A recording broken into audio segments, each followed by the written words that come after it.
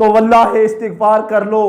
میں سارے پاکستان کو یہ کہہ رہا ہوں, اللہ کے عذاب کا انتظار کرو. پھر تم جب اس رحمت اللہ اعظم سواتی صاحب کی پریس کانفرنس کے بعد جو سوشل میڈیا پہ چل رہا ہے, آپ ٹویٹر دیکھ لیں, آپ فیس بک, کوئی بھی پلیٹ فارم دیکھ لیں, ان سے ہر جو غیرت مند بندہ ہے یا تو ان سے معافی مانگ رہا ہے یا پھر ایک افسوس کا اظہار کر رہا ہے. میں یہ پچھلے چند ماہ سے ایک چیز نوٹ کر رہا تھا کہ ہمارے ملک کی سیاست اور ہمارے ملک میں یہ بننے والا رویہ, یہ کس طرف ہم چل پڑے ہیں, یہ ہمیں کہاں کس ڈائریکشن میں لے جایا جا رہا ہے, یہ کیا ہماری اگلی نسل کو کیا سکھایا جا رہا ہے. یہ ہمارے ملک کے لیڈر اور ہمارے ملک کے بڑے عہدیداران یہ جب دھمکیاں دیتے ہیں ایک دوسرے کو, یقین کریں میں حیران رہ جاتا ہوں کہ یہ ہمیں کیا سکھا رہے ہیں, ہماری اگلی نسل کو کیا یہ سبق دے رہے ہیں. اور یہ آج کل یہ جو ٹرینڈنگ میں ہے اعظم سواتی صاحب والا کیس, واللہ روح کانپ گئی.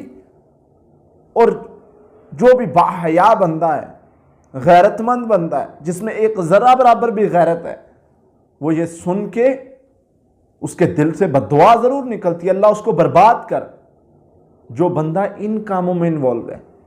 کیوں؟ اللہ نے ان چیزوں سے تمہیں دور رہنے کا حکم دیا تھا.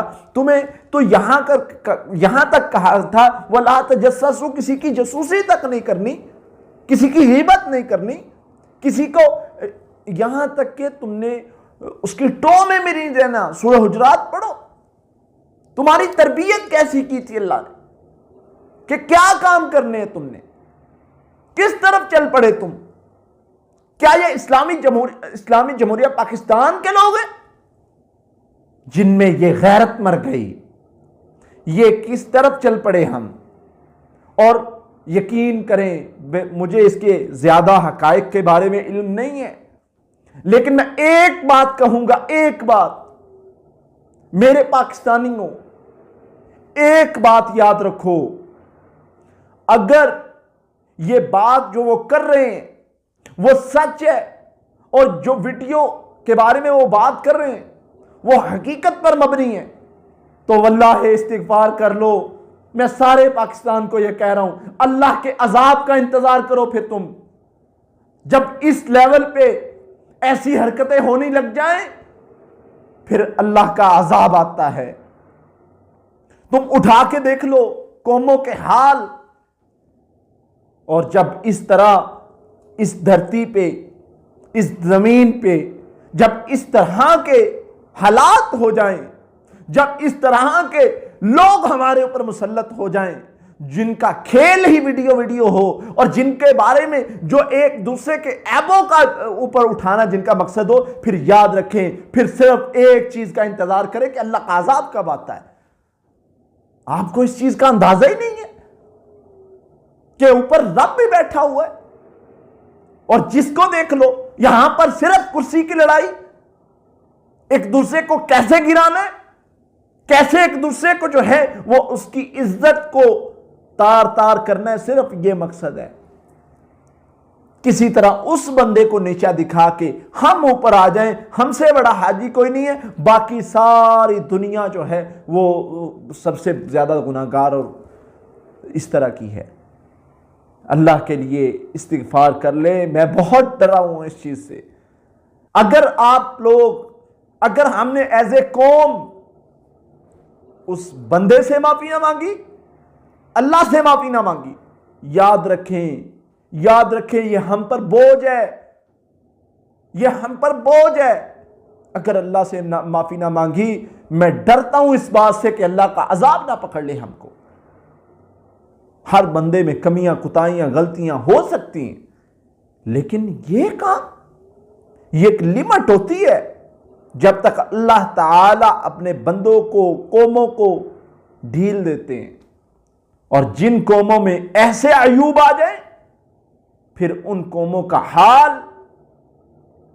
وہ ان کی طرح ہوتا ہے جیسے عاد، سمود اور دوسری قوموں کو اللہ نے اٹھایا۔ وہ باغی قوم جو حضرت لوط علیہ السلام جن کی طرف بھیجے گئے، ان کو نہ مانا، اسی طرح کی حرکات کی۔ اللہ اکبر، اللہ نے اٹھایا، اٹھا کر پلٹ دیا، زمین میں گاڑ دیا، ساری دنیا کو قیامت تک آنے والے لوگوں کو بتا دیا کہ یہ نصیحت ہیں۔ اللہ فرماتے ہیں نصیحتیں لے لو، اگر تم نے نہ اس چیز کو سمجھا، یاد رکھو، پھر یہ نہیں ہے کہ میں بچ جاؤں گا، جی میں نے کچھ کیا نہیں ہے۔ جب قوموں پہ عذاب آتے پھر اچھے برے سب لوگ رگڑے میں آ جاتے ہیں۔ یہ بات یاد رکھیں، یہ اللہ کا اصول ہے۔ پرانی قوموں کے حال اٹھا کر دیکھ لیں۔ تو اس لیے یہ جتنے معاملات ہو رہے ہیں، واللہ کسی چیز کا حصہ نہ بنے۔ میں دیکھ رہا ہوں، مجھے جو سمجھ آ رہی ہے، میں نے جتنا دور فتن کو پڑھا ہے، جو حدیث میں نبی صلی اللہ علیہ وسلم نے بتایا ہے، وہ حالات ہونے شروع ہو گئے ہیں۔ وہ قیامت کی نشانیاں پوری شروع ہو گئی ہیں۔ وہ نبی صلی اللہ علیہ وسلم نے بتایا تھا، میرے صحابہ ایسا دور آئے گا، اس میں تم نے اپنے گھروں میں خود کو بند کر لینا ہے، اس میں تم نے جو ہے وہ لڑائیوں میں نہیں جانا، اس میں تم نے فتنوں میں حصہ نہیں لینا، اس میں تم نے، اگر ہم ان میں حصہ لیں گے، یاد رکھے واللہ مجھے ڈر لگتا ہے اللہ سے، کہیں اللہ تعالی ہمیں ان معاملات کی وجہ سے، ان لوگوں کی وجہ سے اللہ تعالیٰ کہیں ہم پر عذاب مسلط نہ کر دے۔ اللہ ہمیں معاف فرمائے، اور جو لوگ ایسے کارنامے کر رہے ہیں، ایسے لوگوں کی ٹو لگانا، ویڈیو بنانا اور اس طرح کے کاموں میں انوالوڈ ہیں، اللہ تعالیٰ ہمیں معاف فرمائے، اور اگر وہ لوگ اس چیز سے باز نہیں آتے، اللہ تعالیٰ انہیں برباد کرے۔ اللہ سے دعا ہے اللہ تعالیٰ ہم پر رحم فرمائے، اور ہمارے ملک میں امن و امان پیدا فرمائے، اور ہمارے ملک کے لیے آسانی والے معاملات فرمائے، امن عطا کرے۔ اللہ کے نبی صلی اللہ علیہ وسلم امن کی دعا بتایا کرتے تھے کہ امن کی دعا کرو، کیونکہ یہ امن ایک بہت بڑی نعمت ہے، جو کہ جس قوم سے اٹھا لیا جائے، وہ جو بدامنی کی حالت ہوتی ہے، وہ ایک طرح سے وہ بھی ایک اللہ کی طرف سے عذاب ہوتا ہے۔ اللہ سے دعا ہے اللہ تعالی ہم پر رحم فرمائے، آمین۔ السلام علیکم ورحمۃ اللہ۔ قاتلوهم يعذبهم الله بأيديهم